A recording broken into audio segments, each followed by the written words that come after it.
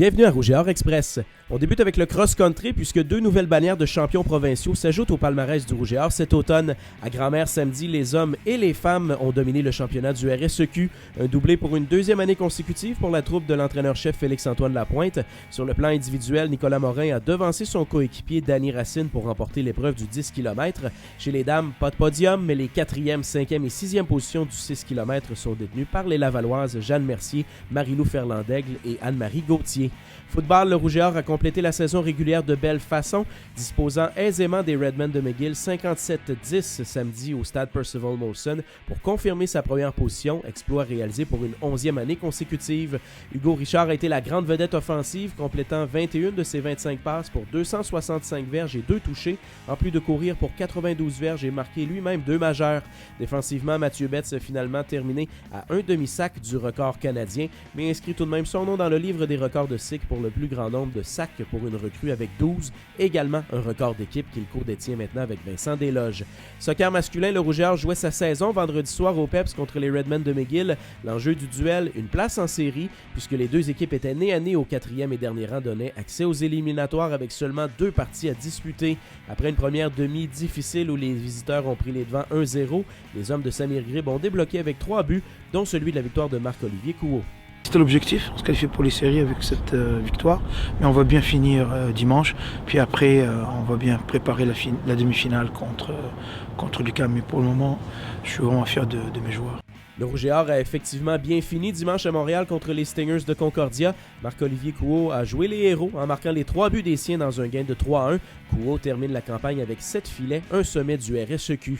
Soccer féminin, ça a été laborieux vendredi au PEPS contre les Martlets de McGill. Une première demi sans but meublée par du jeu sans grande conviction.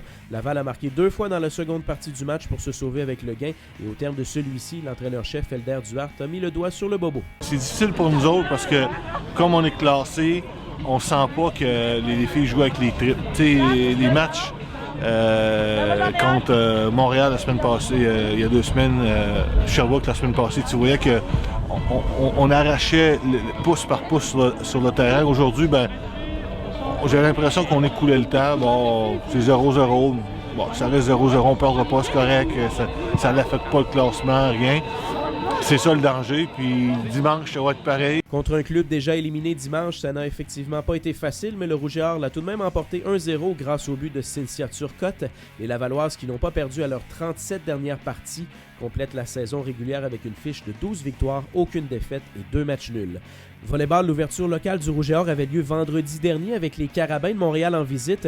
Les hommes ont été impressionnants dans un gain de 3-0 face à leurs plus importants rivaux du RSEQ. L'attaquant chilien Vicente Paraguirre a été particulièrement efficace, multipliant les puissantes attaques marquantes. Il s'est d'ailleurs attiré les éloges de son entraîneur après la rencontre. De faire un 3-0 chez nous, là, c'est toujours plaisant. Je pense que le premier 7,5, on a vraiment offert un bon spectacle et une bonne performance. T'sais, on a senti un Vicente là, international, là, il était vraiment une coche au-dessus. C'était impressionnant, c'était beau à voir.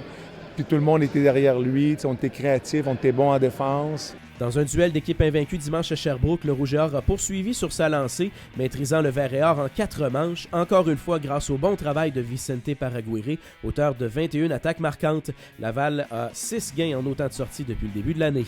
Chez les dames, le week-end a été plus complexe. Vendredi au PEPS, le Rouge et Or a fait plaisir à ses partisans en remportant facilement le premier set face aux Carabins. Les Montréalaises ont toutefois retrouvé leur repère au second set.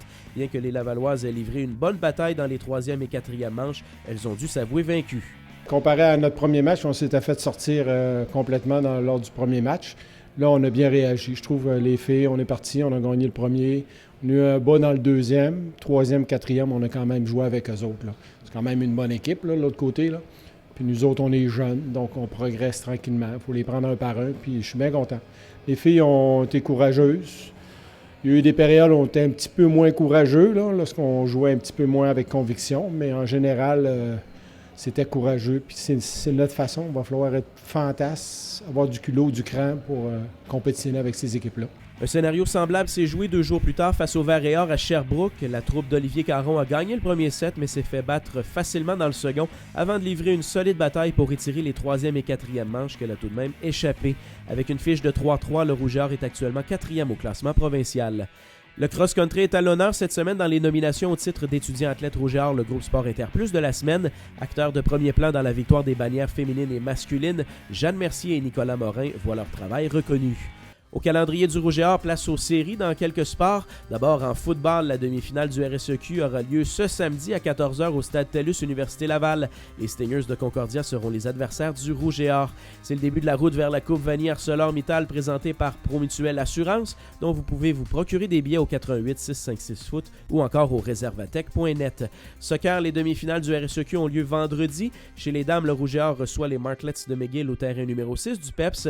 Les hommes, eux, sont à Montréal pour y affronter les champions de la saison régulière, les citadins de l'UQAM au stade Saputo. Advenant des victoires, les filles joueront la finale à la maison dimanche à 13h contre le gagnant du duel entre Montréal et Sherbrooke. Les hommes, eux, se déplaceront soit à Trois-Rivières, soit à Montréal pour tenter de rafler le titre provincial. Volleyball féminin, le Rouge et Or tentera de retrouver le sentier de la victoire ce vendredi 18h à l'amphithéâtre Gymnase Desjardins Université Laval du PEPS contre les citadins de l'UQAM avant de prendre la route de Montréal pour se mesurer aux Martlets de McGill samedi soir. Basketball féminin, les Lavalloises amorcent leur saison régulière à Montréal ce vendredi contre les vice-championnes canadiennes, les Martlets de McGill. Natation, on jette un œil sur la 3e coupe universitaire de la saison ce samedi après-midi à Montréal. Et en terminant, si vous cherchez à vendre ou acheter de l'équipement de ski neuf ou usagé, le Bazar Alpin est pour vous. Le premier week-end de cet événement annuel très couru a lieu vendredi, samedi et dimanche au 2e étage du PEPS. Voilà, ça complète pour aujourd'hui. On revient sur tous ces événements lundi prochain à Rouge et Or Express.